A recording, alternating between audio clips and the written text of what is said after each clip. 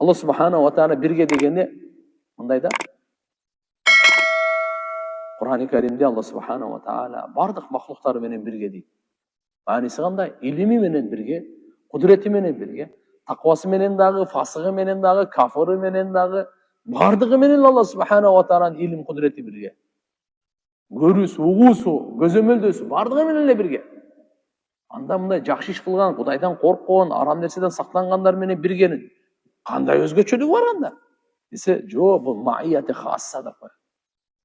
Өзгөчө бул бирге деген мааниси колдоо, жолдоо, коргоодо бирге деген сөз. А беркилердин бирге дегени бардыгын билип турат, көрүп турат, угуп турат, илим, кудрети менен бирге деген мааниси. Gözömөлдөп туруда бирге дейт.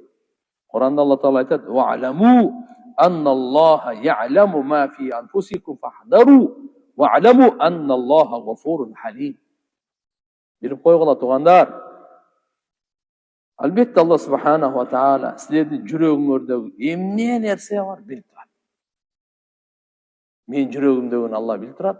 Sizdin жүрегіңізді Allah bilip turadi. Qaysi niyetте sabakka keldik, qaysi niyetте uğu atабыз, qaysi niyetте сабак өтүп атабыз. Барын Allah Subhanahu wa Ta'ala. Benden жашырышыңыз мүмкін. Кудайдан жашыра албайсыз. Себеп ал жүрөктү жараткандагы жүрөктүн ичин көзөмөлдөчү. Ошон үчүн айтат фахдару. Этият болла. Бияктан коркула. Жүрөккө жаман ой келип калса, дароо тазалагыла. Дароо аны кетиргиле, Алладан жардам сурагыла. Я Аллах, мен жүрөгүмө жаман ой келип калды.